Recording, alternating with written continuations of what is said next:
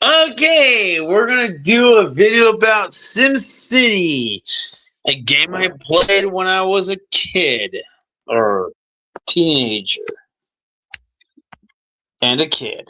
Because one of these games, I was literally a kid when it came out. So we're gonna turn my camera around and focus on what we should focus on: diskettes and SimCity.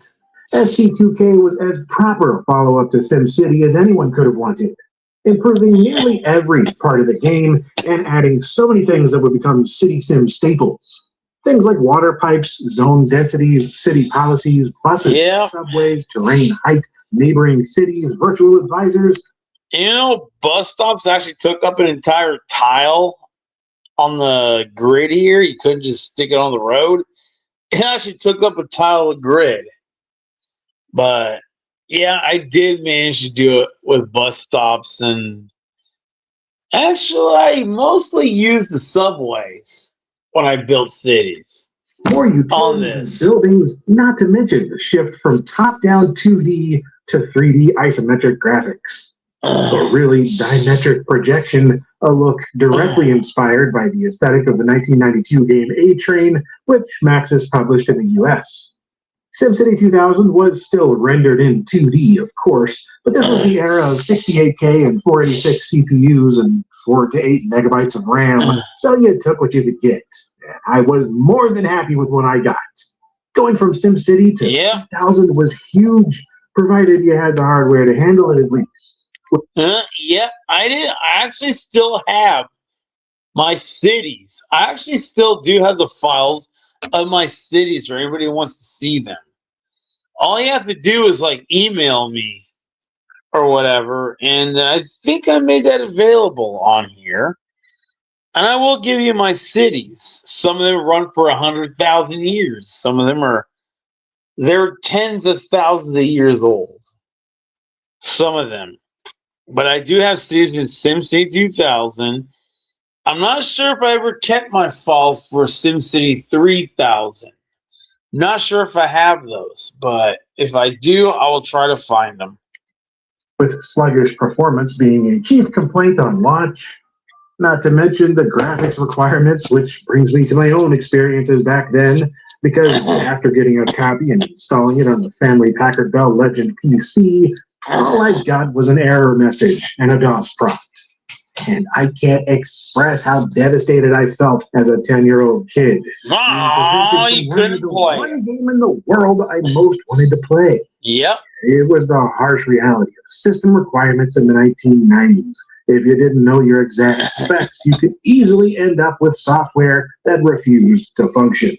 Yep, there was in the corner. With SimCity 2000, well before I ever owned a copy. SimCity Classic was my favorite game, but as soon as I got to play 2000 at a friend's house, running from CD-ROM and their shiny new compact desktop, I was hooked. There was nothing. Yeah, that's 256,000 for some of these houses. Logging the computer every moment. Maxed out, 256,000. Had to have the game For the maxed out price of houses. But until then, I ingested every single related magazine article and strategy guide. God damn, all that! These exact screenshots over and over. Because of the game comes with professionally built cities, but god damn, there used to be a website where you can download other people's professionally created cities. But I don't think that exists. I'm not sure if it exists anymore, but damn, look at these places. That's gotta be millions of people. I couldn't play the game. Look at all the arcology he's got. Images and commit each pixel to memory. That year, I also decorated my own birthday cake, recreating the SimCity 2000 box art, largely from memory in sugar dessert form for everyone to enjoy, but mostly myself. Hell my yeah. Halloween costume was a SimCity 2000 box. Something I know I have a photo of somewhere and can't find for the life of me, but it was a cardboard box a bit larger than me, with head and arm holes, wrapped in white paper that I covered in hand-drawn SimCity 2000 artwork, right down to the marketing blurbs and system requirements.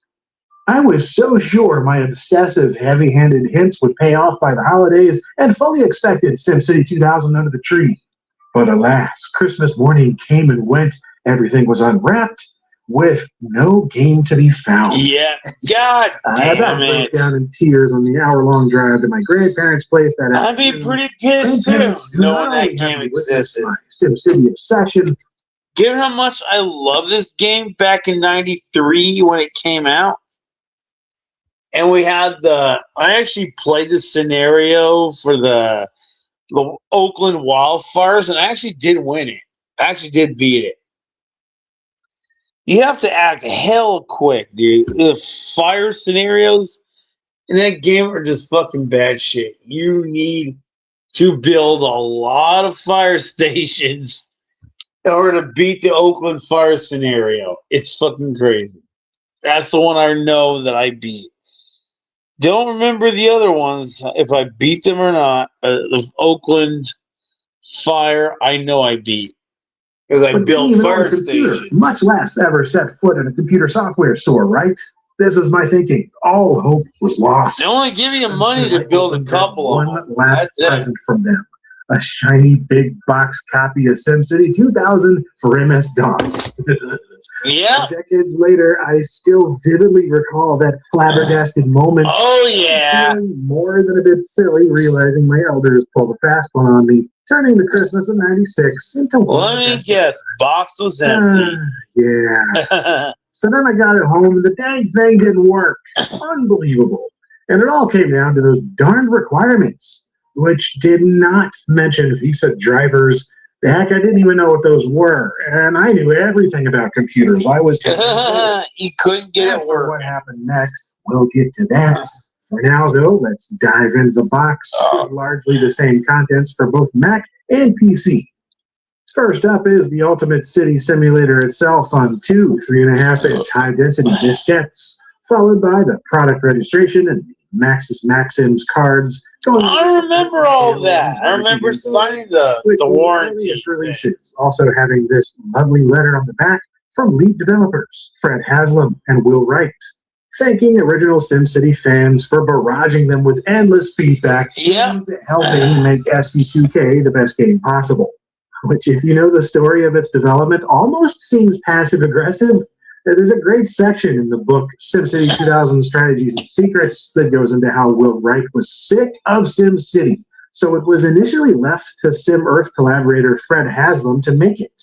But after nearly 2 years, the project was kind of a mess. So Wright was brought on to help reel in feature creep. I was 10 years old when this came out. Ideas that were stalling. So I never read the book. Next up, there's the Maxis Software Toys catalog, aka my own personal gift. Never owned it. Every single birthday and Christmas in the 90s. And finally, there's the... Never owned that. So that's like fucking... You have to be really obsessed. Well, I was a 10-year-old when this thing came out. I was only 10. So there was no way of getting all these books and all these things because you got to ask your parents for money, and no, they don't give you money. Documentation. They're assholes. Technical addendum specific to your hardware platform, and one of those delectable Maxis instruction manuals by Michael Bremer. I must have read this cover to cover 100 times as a kid, probably while eating a 10-cent pack of ramen while my brother was chowing down on sticks of butter or something. True story. This 140-page tome not only went over each feature in admirable detail, but also went out of its way to help OG SimCity players settle into this world. Plus a section breaking down the finer details of the gameplay with strategies and specifics of how the economy functions, balanced with the systems that govern them. A level of clarity I wish certain modern city sims still provided.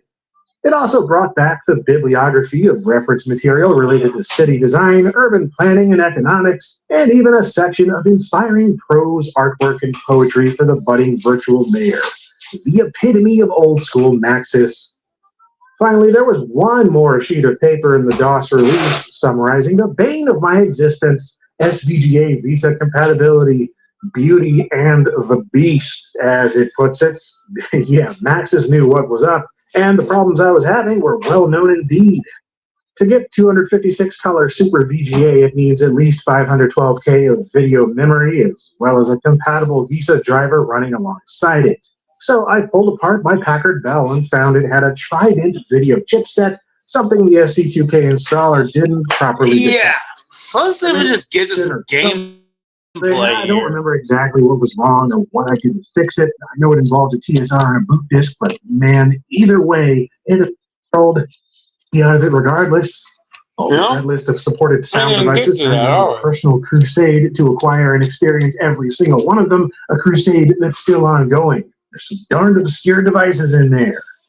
As long as you have at least one of them, though, SimCity 2000 begins with a Maxis logo, followed by this whimsical animated splash screen and catchy theme song. Hell yeah! Rock on, baby! I'm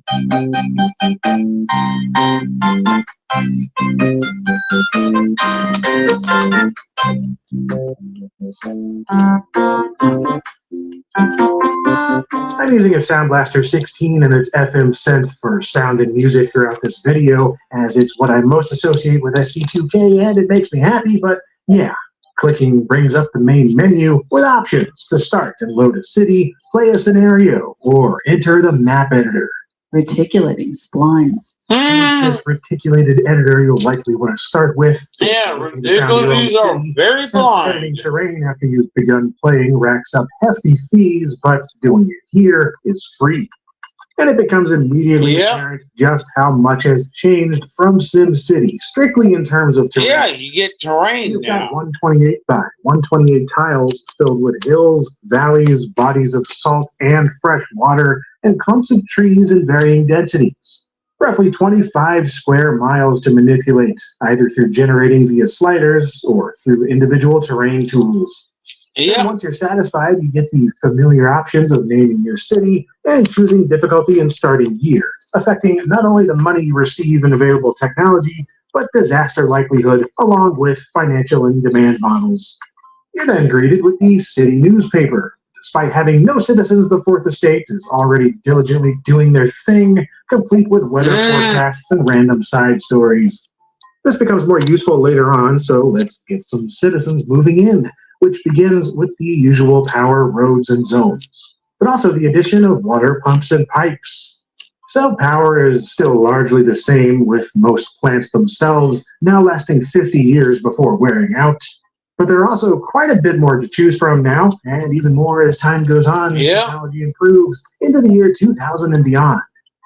Next up are roads, now placeable by clicking and dragging instead of one tile at a time. But they function the same on level terrain, but can also be placed on angled tiles too.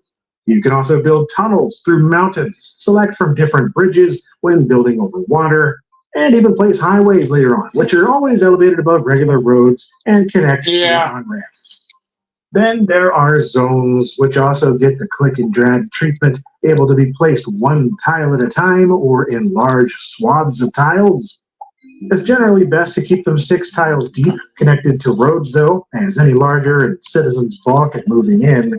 The zones are also placeable in both light and dense flavors now, signifying low and high densities and determining how many citizens they're able to contain. Citizens only go 3 tiles from a road.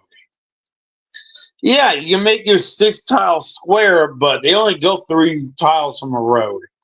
That's the maximum. 3 tiles from the road. So some of that's not going to get built. Some of this down here isn't going to get built. And of course, the old RCI indicator returns, displaying the current demand for each of the main zone types. Finally, there's water to deal with now, and although Sims will move in without water and tolerate shortages, of course it's best to provide all you can. It begins with water pumps, which must either be placed beside sources of fresh water or along coastlines with a desalination plant to turn salt water into fresh. And this brings us to the new underground view, showing gray pipes for buildings without water, darker blue pipes for those without water flowing through, and animated light blue pipes showing proper water flow. A main concern here is to get everything connected underneath roads, since water doesn't flow beneath them unless you place individual pipes.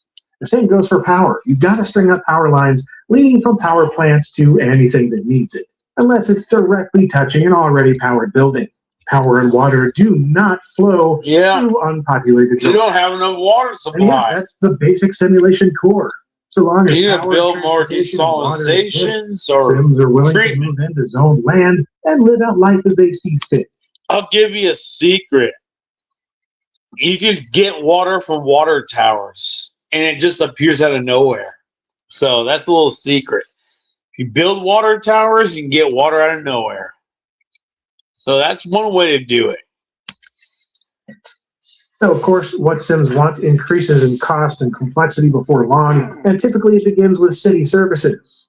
Police and fire stations return as poppable buildings, and now schools and hospitals have been elevated to poppable status as well. And once you reach a population of 2,000, you're given the first of several rewards to construct, with the first being the mayor's house, which always got me excited as a kid. Heck, it still does. Being able to place your own home, picking out the most prime real estate with the best view, plus being able to rename the home to whatever you like and place a personalized sign nearby, city hall and all that. Yeah, it's a welcome bit of role-playing, letting players form more of a personal connection to their creations. And while it can make you feel like an all-powerful overlord, you're not alone in your decision-making. There are the aforementioned newspapers popping up with opinion pieces and surveys that take the place of the old SimCity evaluation window to generally state how you're doing, as well as a panel of city advisors with 8 experts in their respective fields that you can summon to provide feedback on policy changes, with the notable standout being the transportation advisor from the Transit Authority, a bearded, bespectacled man fond of speaking in all caps whenever you cross the line. But yeah, these folks are especially useful for things like setting taxes, managing service coverage, and enacting specific city ordinances, of which there are 20 that can be enacted or retracted at any given time with immediate effects on your bottom line. An excellent addition. I love when simulations allow these types of deterrents and incentives. Oh, well. And by the time you're getting into the nitty-gritty of social policies and tax credits, let's keep up on that your stuff. city will have grown to the point of needing more advanced buildings and services. Things like water towers and treatment plants to help deal with droughts and sewage, bus depots and train stations for mass transit above ground, along with all new subway stations and tunnel systems, which are constructed underground alongside the city water system. There are also more institutions like colleges, libraries, museums, and even prisons and military bases, not to mention parks and entertainment buildings, including parks of different sizes, a zoo, a marina, and a sports stadium, with that last one even letting you pick from 5 different sports and personalizing the team name, with the default football team being the Llamas. Yeah, Max's llama references began with this right here, along with buildings like the Braun Llama Dome. For whatever reason, llamas have remained the company mascot ever since. And finally, airports and seaports make a return from SimCity, but this time in the form of specialized zones to be laid out in any size. And finally, there are arcologies. Huge special buildings exclusive to the SimCity series beginning in SC2K. Arcos are intended as giant futuristic cities in a building along the lines of the megastructures seen in Blade Runner and Judge Dredd. They're densely packed, self-contained combinations of all 3 main zone types with their own traffic and police systems. And the launch Arcos, they even launch into space. Yeah. Arcos are very much late-game stuff and effectively act as a way to exceed the usual population limit and reach over 9 million citizens. A rare feat indeed. Heck, when I was young, I was happy to just... I've done it myself. I reached over 10 million. I have reached over 10 million. Use the Darko. You build the entire city with Darkos, you can reach like well over 10 million. I don't know what the population was that I had. I'm not even sure if I still even have the city filed for that. But you can go over 10 million. These launch Arcos they have here, they will self-destruct when they launch. They are going to blow up when they launch. They blow up. You lose them. You build so many of them, and they ignite. They all blow up, and they're gone. So you're left with losing that population when the city ends. Surpass the population of neighboring cities, which, yeah, those are a thing too, functioning as unseen connections for industrial traffic and tourism. And when enabled, disasters can occur randomly as well, leaving you little choice but to clean up the mess.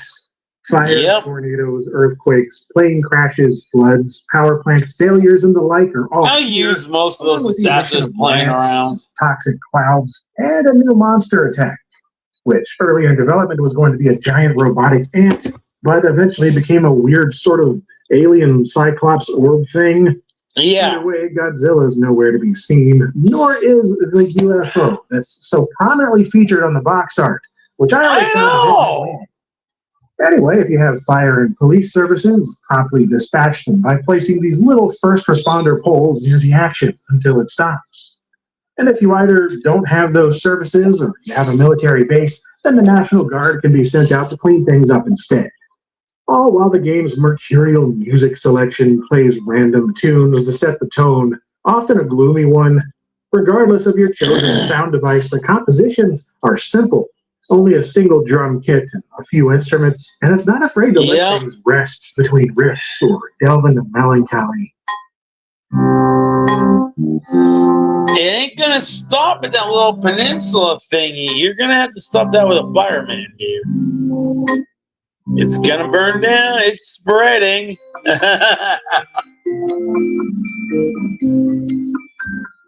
Dude, if I had a way, I need to start a Sockness City.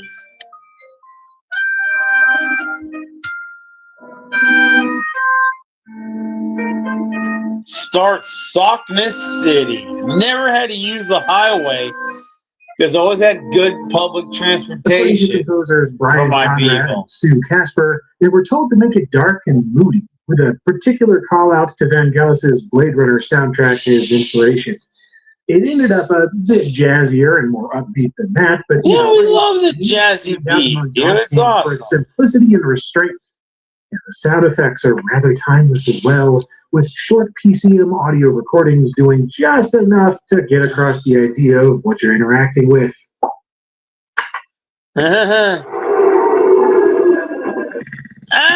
Yeah, Destruction of the Forest. Power lines California. Will Wright himself as a placeholder that worked so well, they left it in the final game.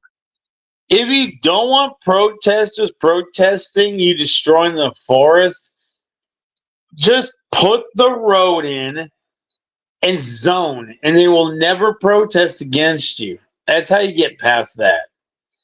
Because if you just put the road in, if you use a bulldozer to destroy the forest, like bulldoze the forest, because you can't see the squares, you're going to get protesters. But if you just lay the road down, it's like, yeah, you can see the squares. You can see the squares in the forest. So you don't actually have to mow it down, but you can just lay road and lay zones, and you never have to deal with the protesters. Because they don't seem to recognize the destruction if you just build it. They only recognize it when you use the bulldozer to clear forests. A few other things to note before we move on. Scenarios for one thing. Gotta admit, it's something I never spent much time with back in the day, other than to mess around with some nice Maxis-made cities. But there were 5 available. Think you can win? Think you can beat it? Actual events and locations. I beat it. The 1991 Oakland Berkeley firestorm. Oh my God! Look at that fire, dude! In real life, which I can imagine must have proven quite cathartic to you need to buy the couple of fire stations you can do. The ability to import saved city files from the original SimCity. Now, they don't immediately function due to gameplay changes. They're missing things like height data, water pipes, zone density, and special buildings, but hey, it's nice to see regardless.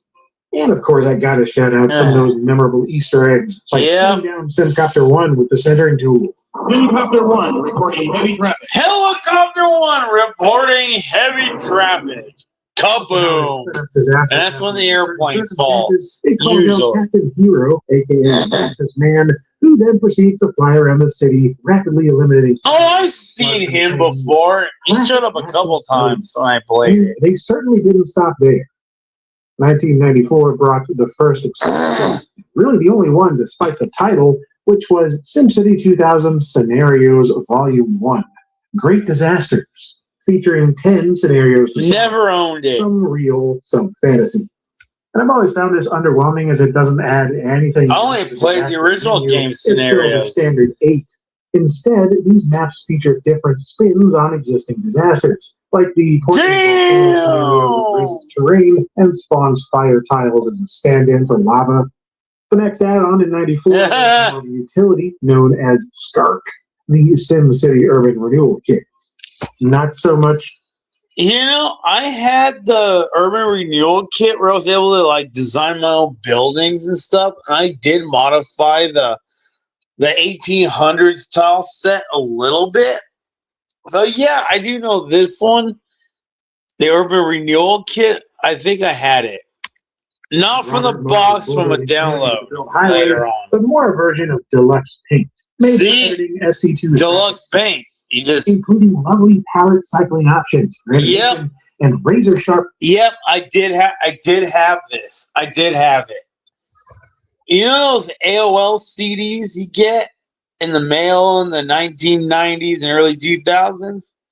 That's when I downloaded this. I did have it. I did create tile sets. It also provides over 100 new buildings to use in-game, a lot like the old graphics packs, but more piecemeal and not always replacing all the art at once. You also get place and print mode, which I loved as a kid. Yeah. It's an unrestricted urban renewal. Yeah. Cities or create all new ones using any of the in-game assets. Yeah, I did that too. Something I admittedly abused. The moment you hit play, every building you added that is not like a government building is going to be gone. It's all going to disappear. The moment you hit play, moment you hit any speed setting and a month passes, it's all gone. It'll all be gone. Back in the day, and especially after we got a color printer.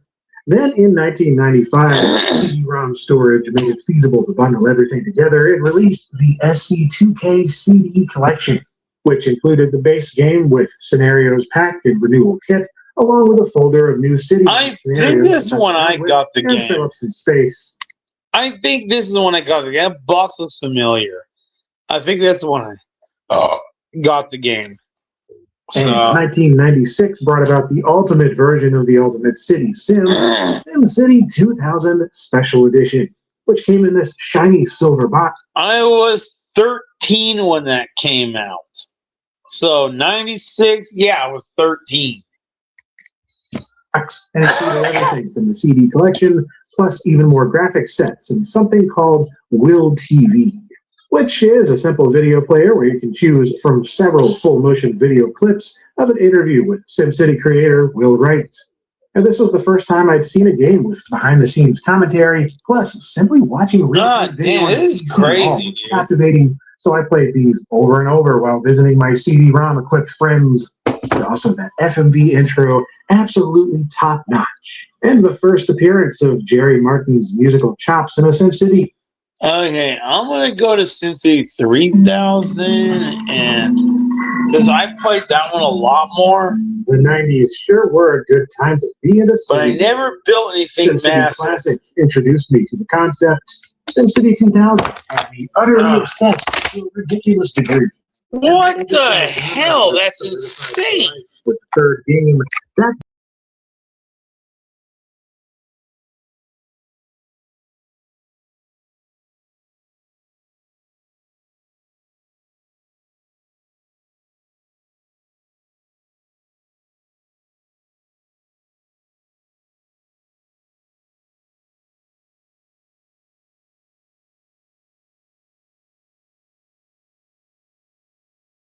this wasn't EA killing Maxis. They were I'm sure not he'd the be leader. in here. No, What the this hell? was EA bailing Maxis out of the worst point in their history, providing a much-needed influx of resources and new management.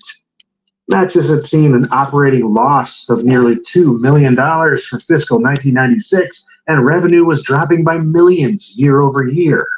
They were largely coasting on sales of legacy SimCity products while trying and failing to turn a profit Oh, releasing you games and can't news do genres. that. It's not Sim right. Golf, Sim Park, Sim Tunes, Marble Drop, Full Tilt Pinball, The Crystal Skull, Marty and the Trouble with Cheese, not to mention big, riskier projects like The Crucible, turned up full 3 Hey, let's get to the game. And this SimCity 3D1000 made its recently. It shows a fully. I did design buildings for 30,000. To street level, witness Sims going about their day around town and micromanage individual businesses like never before. Yep. And there was also a trailer that came out back then showing some brief images of what Maxis ambitiously hoped to accomplish with SD3K. Never happened that I know of. It's clear to us now that this would never happen. Oh, it never did because I never got to play it. But I was blissfully unaware. I had great farming towns on this game. I was 11 years old and just discovering the World Wide Web, and anytime I was given the chance to hop online, I went to the Maxis website for SimCity New. Well, you should know that building farming towns in SimCity 3000 are extremely polluting. So you're building water purification all over the place unless you just let it go and realize your town's just gonna be poor people. And that's what I did. I just let it be poor people. And I let the rich people live up on the hill. I only filled about a third of the map with a city. And the rest of it was farming, and that was it. I never built anything bigger. I only occupied maybe 2 other maps, 2 neighboring maps, or whatever on there, and that was it. I didn't ever create anything that big. I never even created maps that were 16 tiles or 16 squares. They were 4x4 or 4x4 wide.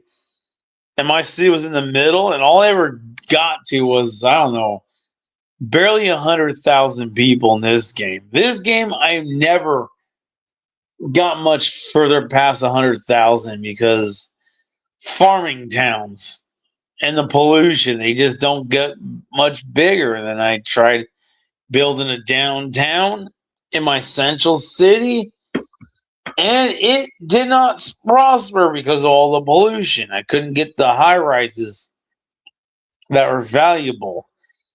The game is not easy. Or maybe you just gotta know how to defy logic or whatever. Gotta feed your people with something. Maybe you don't have to feed them. You just gotta build downtowns and put parks in there. I don't know. Which led to me finding and printing out these screenshots in 1998 at my Uncle Mark's, who had the best color printer of anyone I knew. As a ravenous SimCity fan, I was captivated by the concept of 3D city building. And these printouts were stuck on my bedroom wall for ages, sparking idealized fantasies of 3D SimCity, lulling me to sleep each night. It never happened, apparently. I had no idea it was such a disaster. By all accounts, SimCity 3D1000 was a mistake, an impractical dead end mandated by Maxis executives chasing the 3D game trend, yearning for a financial win for shareholders. You know, there's a driving game for SimCity 2000 maps where those buildings are rendered in 3D. Why didn't it says I had to create all 4 sides of the houses that I created. Why wasn't this available in 3D since I had to create all 4 sides of the house, the front and the back, when I created houses on this? It's bullshit. You had an isometric or a 3D image already available, and given that was offered 3D graphics in the Urban Renewal Kit to design buildings, you had a 3D image available. It just had to be rendered. Wasn't that hard. It was right there. The bitmaps and the polygons would have been small because I think it was it was like one shape per story or a couple shapes per story or whatever. And so no matter what, it was pretty small. Pretty slow poly images would have sufficed for this because that's what the game had. Low poly images. Isometric images. That would have been low poly to render in 3D. So nothing that hard. The 1999 GameSpot article, Simply Divine by Jeff Keighley, was how I first learned of the pain. There, Keighley describes the situation of how Maxis higher-ups expected the next SimCity to be in 3D, especially after SimCopter, but the devs knew it was infeasible with current tech. Quoting 3000's art director Ocean Quigley, management wanted the game to be 3D so much that it wasn't receptive to the people who were actually making the game, telling them it wasn't going to work. Yet they were forced to spend a year working on it, resulting in the shoddy showing at E3 1997 deemed by all to be embarrassing. Enter Electronic Arts. After the Maxis acquisition went through in late 97, they wasted no time assigning Luc Bartlett as their new general manager, leading to the entire top-level management, sales, and marketing teams being removed from the company, but also the cancellation of SimCity 3000 in 3D. After playing it for himself, Bartlett saw the writing on the wall and wisely scrapped it. So that's why it's isometric. Bradshaw in November 1997 to start over and spearhead production, making 3000 more in line with 2000 in both style and gameplay. As for SimCity creator Will Wright, he wasn't really involved, being admittedly sick of SimCity, and only received special thanks and original concept credits in the final game. It was a running joke around Maxis that whenever the SimCity team would come to ask me for advice, I would go running, said Wright. They finally gave up. That's funny. The day they shipped SimCity 3000 was one of the happiest days of my life. Yep. It proved that we have a team. Great game, that too. knows how to build SimCity without my. Gotta know what to play it on my new This allowed him computer. to devote his time to working on Dollhouse, which of course released as The Sims in 2000. So he did just fine for himself. But yeah, SimCity 3000 got back on track surprisingly quickly with a much more successful showing at E3 in 1998. Maxis had those stacks of EA cash now, and they went all out with a fantastic booth right next to EA Blockbuster Need for Speed 3. The display featured a floor-to-ceiling city skyline model where folks could walk up to the bottom of each building and play the new version of SimCity 3000. Which now looked like the logical upgrade to SimCity 2000 with the same dimetric projection look to it, but with larger maps, upgraded resolution. Yeah, I love the larger maps. I love the larger maps because my first city is always going to be the largest possible size. And then the suburbs that are around it, they're the smaller sizes. Because if you make your biggest city the biggest possible map size, you can center all your resources in the main city and use all the suburbs around you as like resource acquisition. That's what I did with my farming towns. When my central city got big and I started pushing the farms outward, they ended up in the smaller maps. The farms were in the smaller maps that were around the central city, and we prospered. We prospered quite well. But the game tends to aim towards going industrial, though. The game, I think, wants you to become polluting industry and somehow manage the pollution. And yeah, it did. The farms were heavily polluting. I had to put water purifications, at least 2 of them on each of the small maps. I had to at least have 2 water purifications on the small maps to deal with the farming because somehow it polluted everything. So anyway, let's continue. It may not have been in full 3D, but the preview was a hit with the press and fans alike. And when it finally hit store shelves over half a decade after SimCity 2000, oh heck yeah, I was absolutely champing at the bit. Hell yeah, same here. Beautiful gatefold box and local retailers. Until I was a teenager when it came out. And also after I got my copy, this box is fantastic. I love how it's mostly show, very little telling, just look at it. You know you want it. Yeah, it's the power. Oh yeah, you want it. Gorgeous graphics, a fresh user interface. Oh yeah, those gorgeous graphics. Way more detail all around, and somehow it only required a Pentium 166 and 32 megs of RAM. Yeah, I could run it if I had a fucking disk drive on this computer. I could play the game. And I could definitely run my biggest city, my farming community with the central metropolis, surrounded by like a bunch of farmland communities, little villages that I put up around it. Yeah, I'd be able to run that pretty easy, but good golly, would that be painful? May not run. It was not pleasant to run on my 233 megahertz AMD K6. I can tell you that. But whatever, my excitement cannot be quenched. My laptop could play that several times over. The game itself in a nice jewel case on a blue and gold CD-ROM. But no way to run it. EA inserts advertising things like Command & Conquer Tiberian. My Sims are fossils because they can never live. Featuring their new environmental audio extensions and this full color catalog with EA's 1999 lineup. Just a whole slew of bangers from Bullfrog, James, Origin, Westwood, Maxis, and other studios. EA flagrantly destroyed later on. More innocent times.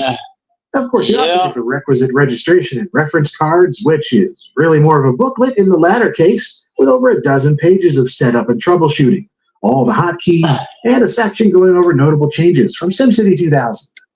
Turned out the registration never amounted to anything. It was a waste of time ever registering SimCity 2000 or 3000. Luckily, I didn't have to pay anything to do it, but it was never worth it. I also have this required reading from the time, a printout of cheat codes and strategies from good old cheatcc.com. It wouldn't be right to leave this out. Then there's the manual with 106 monochromatic pages of delectable details on SC3K city planning. And while it's still a quality Maxis manual, it doesn't go all out as before. There's no art section or bibliography or developer commentary. It just tells you how to play the game. And some in describing gameplay, especially the that's all it does. Give you gameplay in their areas of expertise. But playing is better than reading. So let's get into the game itself here. Since this one actually designs all four sides of the building, we designed something, the urban renewal. It has the best for being 3D, and you literally can drive through your own town.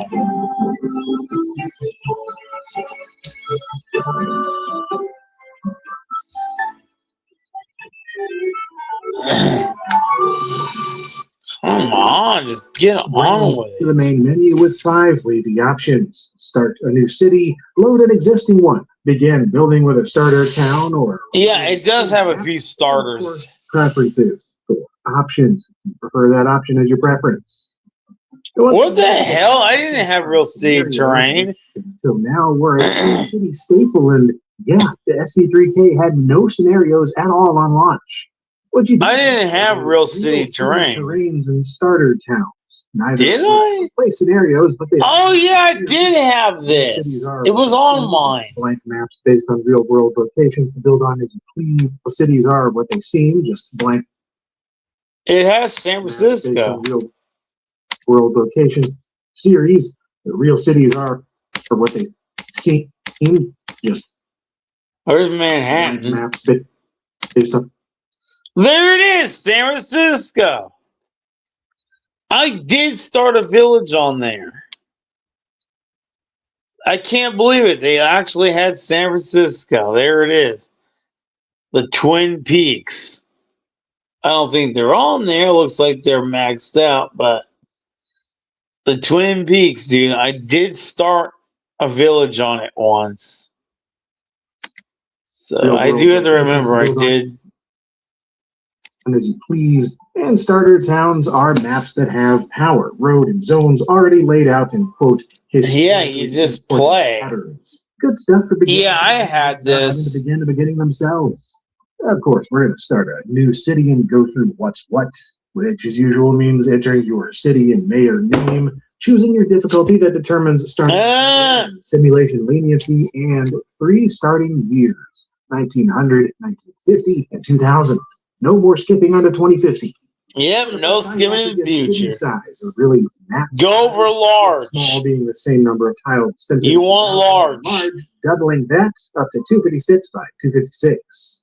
And it's on to the terrain editor, simplified from SC2K.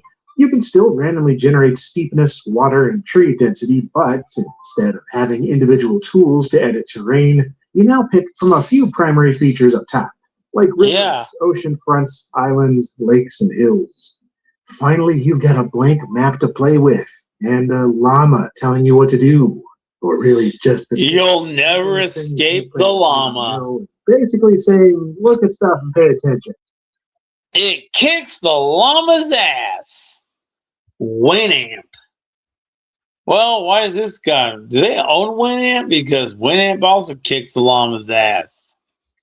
And at this point, it's the usual new city routine. Place a power plant, some roads, and some zones, and then sit back and watch it grow. While beginning to wonder, why the heck are we playing the launch version when Unlimited exists? Yes, SimCity 3000 Unlimited, an expanded edition that released in May of 2000.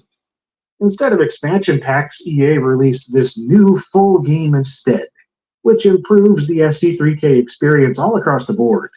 And I'll be showing gameplay from here on, as it not only... Man, I got to place marinas and everything when I played it. Cut from the original to meet a deadline. For instance, scenarios are now included right off the bat, as they always should have been, plus a scenario editor. It's now on disk, along with the building architect. Oh, I never got to miss this. It was even advertised on the box, but only as a downloadable extra. It also lets you choose and swap art assets. This is kind of interesting. Including terrain, trees, and regional building types. Finally, that unlimited manual. Oh, unlimited quality. I love a good YRO bound book. Perfect for keeping open for reference. I wish I owned one of those. I could have used it. A canceled Maxis game from back then, and it came with this trailer for it. I never got past building a farming economy, but yeah, it's like this is apparently you can get to a full New York City style economy. I never got past farms and railroads and shit, but sounds like you can get a lot further than that if you really know what you're doing. The Unlimited CD. But for the last time I ever heard about it. Back to 3000 though, and that core SimCity gameplay loop. Despite all the bells and whistles, it's still primarily about zoning land in 3 main flavors: residential, commercial, and industrial. With that RCI indicator in the bottom right providing feedback. A lot tinier villages. Currently. His village is tiny. As there are many more variables to consider, starting with each zone type now having 3 possible densities. Light and dense returning from SC2K, and medium density now slotting in between, allowing for greater control over localized building height, population, and more diverse-looking cities as time marches on and land value improves. Yeah, they are building high-rises, valuable land. So chosen zoned buildings won't... They like nature, it looks like. Then there are light industrial zones, which can actually turn into farms instead of factories under the right conditions.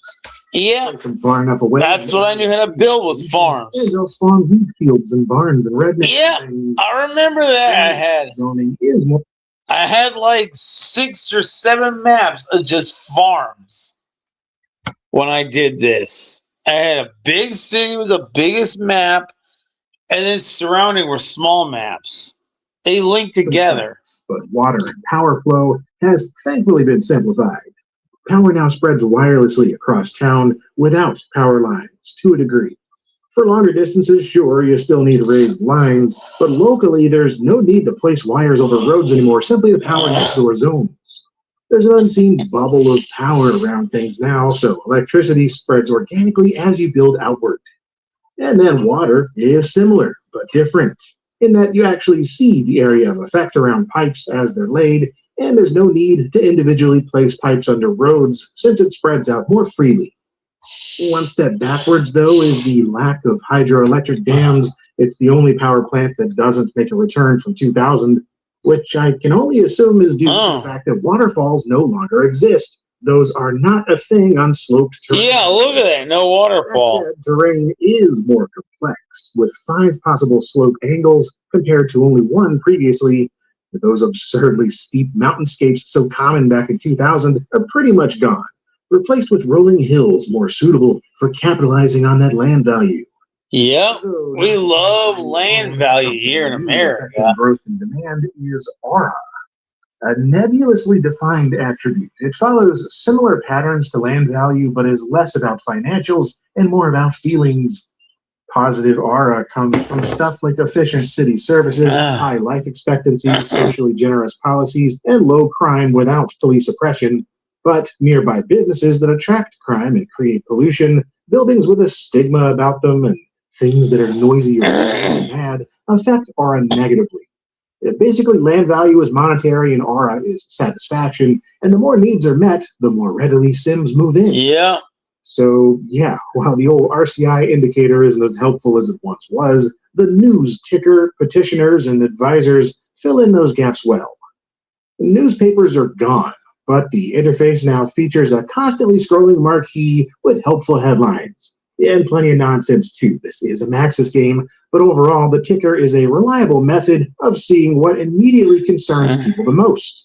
Clicking headlines brings up the meet window. Yeah. Which is where you now talk to city advisors. Yeah, you talk to your advisors in this. Mayors and the general populace. All kinds of evaluations and opportunities pop up here, from thoughts on taxes and traffic to petitions for city ordinances to possible business deals with companies in nearby cities. Yeah, this part was kind of crazy. Constant haggle with garbage, water, and power frequently on the table. And this is the aspect of the game that kind of reminds me of Jacoba, Lord and Steward of the Rokot Empire. He did all the hard work like the game does. You just pick what you want and he would go and do it. So yeah, when you're like the supreme emperor and you have worked through a steward because you're not physically on the home world, aka Kitsuna. Yeah. There are so many dadgum ordinances in this game, it's overwhelming. I love it, but wow, these can make or break your city, so it's nice that your advisors provide feedback on every single one. Yeah, I guess Kitsuna is a real place. It's not very hard to do.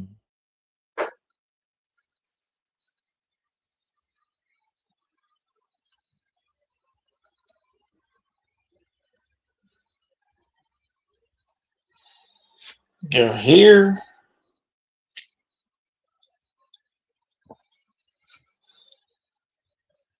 And that's Kitsuna. And you can see the stars behind it. So, yeah.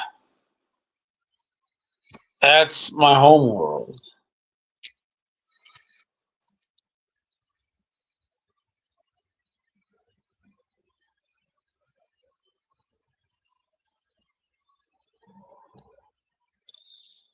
That's an alien planet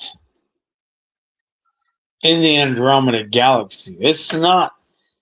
You can go look at it. It's not taken by NASA. NASA didn't catch Northern Lights.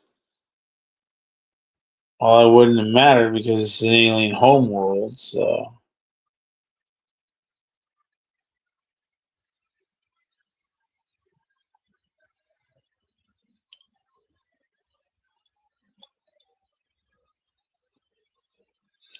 Those aren't real. They're not real. Those are fake. You reach the end of the list on the planet. So, yeah, It's not always I do feasible to know a follow. leader on Alien Some Planet. advisors are fiscally conservative no matter what, and others are open to every single tax incentive under the sun. So achieving some semblance of balance is the goal when it comes to budget, and strategies differ moment to moment. Like it won't be long before folks complain about the city's aura or the lack of parks and nature or whatever. Yep, I've planted lots of parks in my towns. On that note, my goodness, is this a pleasant game to look at? If you don't give them a lot of parks, they really complain. This time, something that would not be the case if they'd gone with the old 3D concepts. Nothing compares to such skilled 2D art direction and sprite work viewable at 4 different angles. And I dig how you can zoom in far enough to see individual vehicles and Sims wandering around. This was such a... Or the airplane that flew over. Nearly every building, tree, and decorative object that spawns in feels cohesive, like it's part of a whole intended work. Hundreds of buildings weaving together into an urban patchwork quilt of concrete, wood, glass, and steel. And for the buildings you don't like or want to replace, you can easily swap them out for alternatives on the fly. The presentation is enhanced further by all these selectable trees and how the ground is now a grassy green instead of an off-putting brown. Unless that's your thing, SC3K lets you have the brown all around if you so choose. Regardless, though, the fact that cities come together into something so pretty, despite the chaotic nature of Earth, it's barely loading. He's a faster computer. Improved by the top-notch sound design and music. The importance of ambient noise in the city builder cannot be understated. Just seeing a bustling urban center isn't enough. I want to be audibly immersed in that rat race cacophony.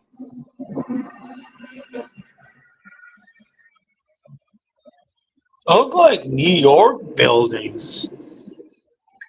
They were San Francisco buildings originally. They look very New York.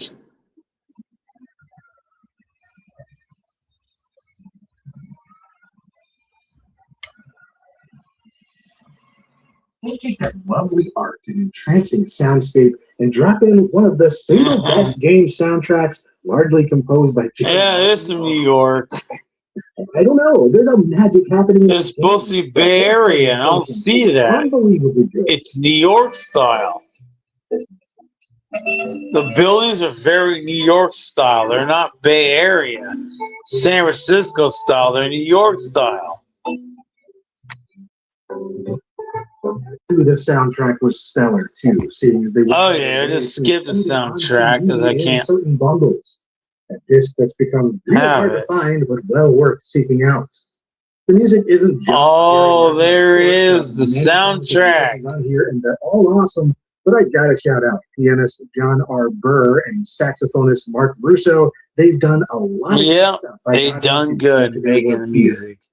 Really, I got into jazz in general from this soundtrack, along with the Sims. They've done good making the music. If you've ever wondered why I put jazz music in LGR videos, this is why. On an opposing note, garbage. SC3K introduces waste management to the series, a necessary addition to City. Yeah, those digest it, and they literally make it go away. Garbage facilities. But you have to have enough. The initial landfill zones being the cheapest, but most ecologically painful. Eventually, incinerators, recycling centers, and waste-to-energy generation plants become a thing, all with their own trade-offs, but disposing of the same sort of crap. 3000 also provides more poppable buildings alongside the old standbys from 2000. Parks of differing sizes, ponds, playgrounds. Yeah, it would just put the playgrounds. Not to mention the huge number of reward buildings, especially in Unlimited. Damn, look at his mansions. Mansion and City Hall. Oh my god, I never had a house that big when I did the farming villages. My mansions were never that big. He had a huge one. I was never able to do that when I did played it. Constructions recreated in the game. I only had the smaller mansions. To boost tourism. It does limit you to 10 in a single city by default, But either way, landmarks are adding some of that Sid Meier's civilization. He's got the Twin Towers. There are plenty of less attractive yet lucrative buildings too, like a defense contractor, a military base, toxic waste dump, casino row, maximum security. Yeah, they make you choose money or pollution. If you're willing to deal with the devil. By that I mean the government and corporate sleazeballs. Yeah, I did build a lot of those. Industries. Best to put including the waste treatment one. I did build it. Into the bad part of town, certain buildings are a recipe for disaster. Speaking of which, disasters like UFO attacks. Finally, something I always wanted due to SimCity 2000's box art, and now in 3000. The UFO. Like, what's it gonna hit? In general, I appreciate how disasters like tornadoes, fires, riots, and earthquakes are shown here. The presentation is more believable, and it's more fun than ever. The tornado. Disaster relief is also enhanced with the tornado looks like fun. Not only order Sims inside, but provides extra emergency. I never did destroy my and fire presence built locally. My 3,000 cities. Power plant mishaps, locust storms, and space debris. There's not much to do beyond watch them run their course and clean up the mess later. Sad to say, floods and hurricanes got the axe, though you do get whirlpools, but those don't flood anything. They just kind of suck up boats and smash things built on water, including seaports. Those zones are still around in the system. There we go. Build a seaport. Along with airports, of course. A unique zone boosting commerce and tourism. And by the time you have those going, you really better have some decent mass transit, because there's not a ton you can do with roads. 3000 still only has basic roads. There's no way to control traffic lanes or direction. You can build avenues by placing roads side by side, but all this does is add trees for double the cost, double the pollution, and double the space. Bus stations certainly help, but I've found that passing traffic control ordinances is most effective at helping curb gridlock. Oh, I learned some new things tonight. Subway to train transfer station. Learn new things about roads. There's still no way to create routes or anything, but that's fine. Just make sure stations are near high traffic intersections, and it does the trick. Highways, though, I'm not sure they're worth the trouble.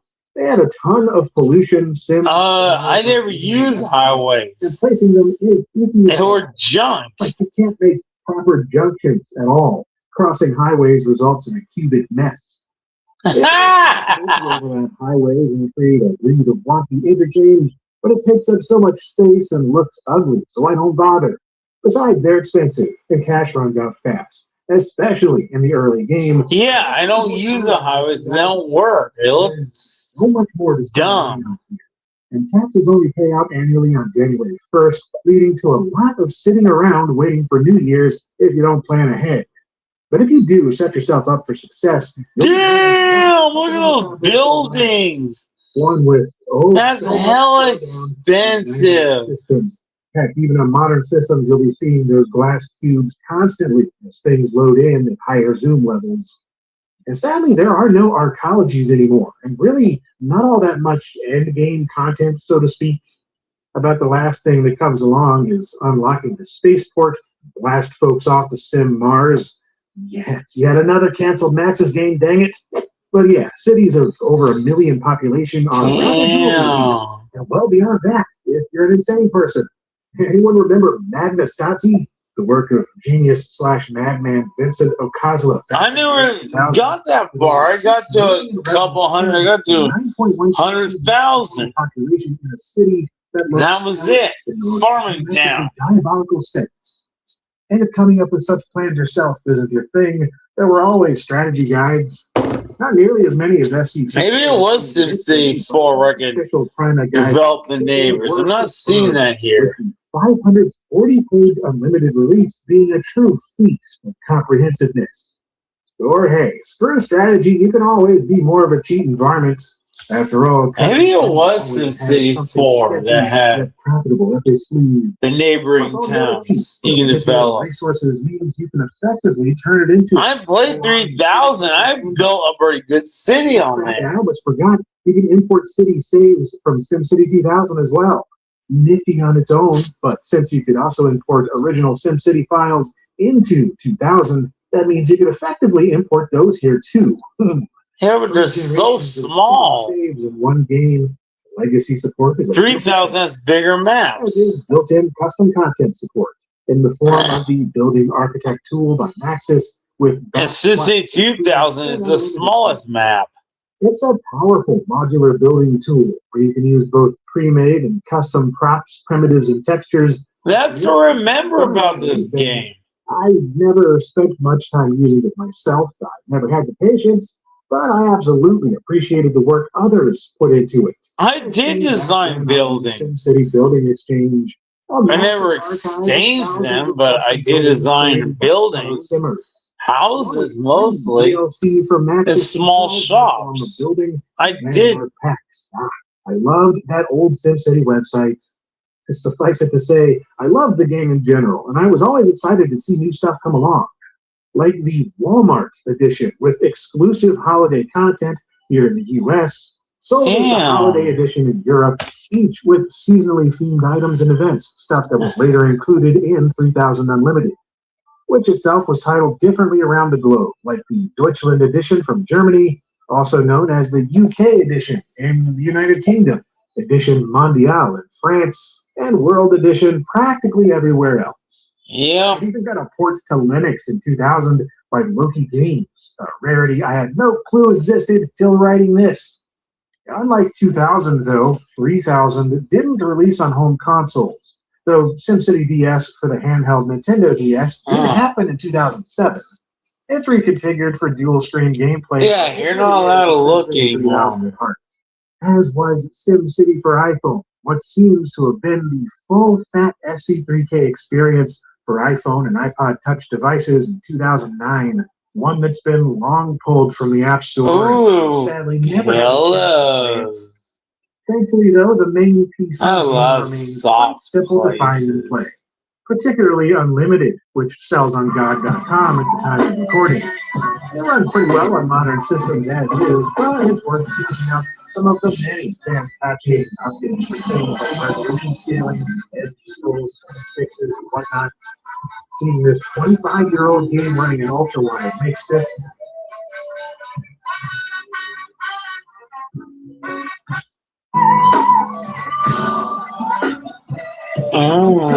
it's high.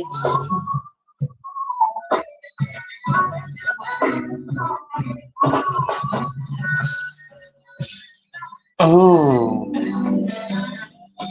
it's warm. Soft. I love soft.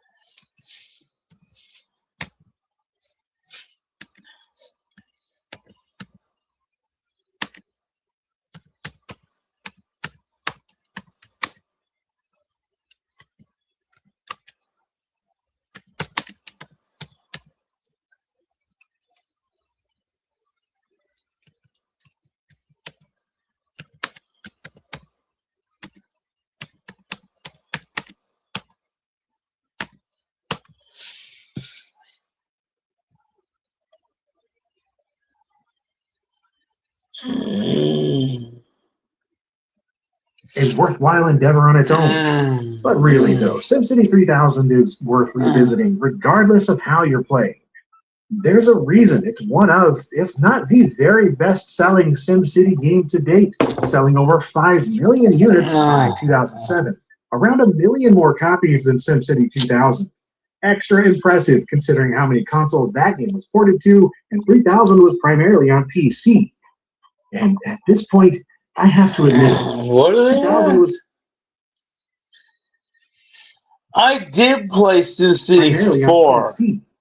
I did play SimCity 4. I think that's the one that had the multiple maps. That's the one. SimCity 4 is the one that had multiple maps, where I had the biggest map with my farming village. And all the side communities were like, I don't know, they were utilizing it. They were pouring the resources into it. I set the railroad track from my city to the communities outside of it. And they seem to like it. And at this point, I have to admit something. SimCity 3000 is my favorite of the whole series. An overall feel, an aura, if you will. The previous games I absolutely adored growing up, and the later games I found enjoyment in too.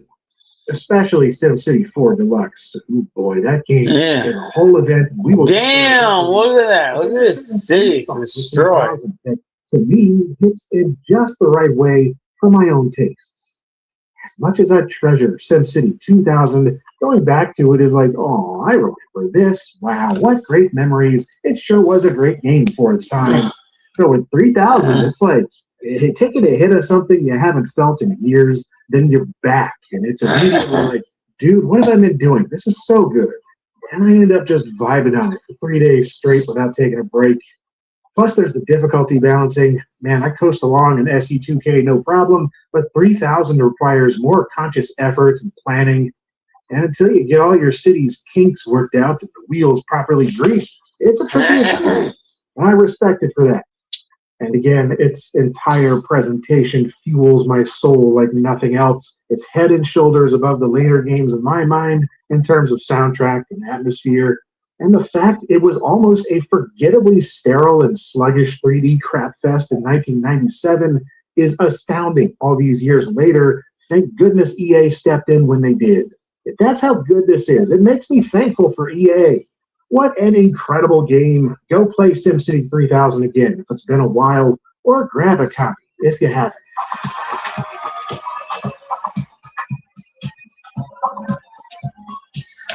Yeah, just gotta keep studying.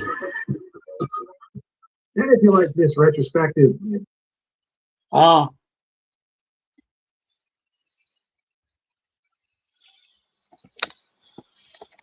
I have to turn this around because I'm here. I don't want you to look at these other people. They're 100% innocent.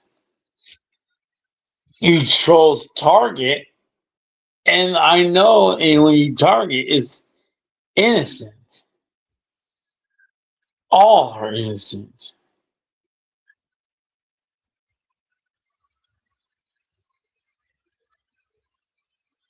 I have to say no to this.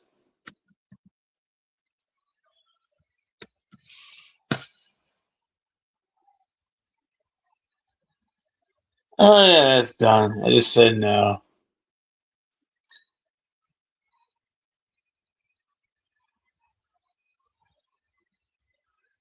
Nope, they can't. Can a prostitute change and become a good wife? No, absolutely not.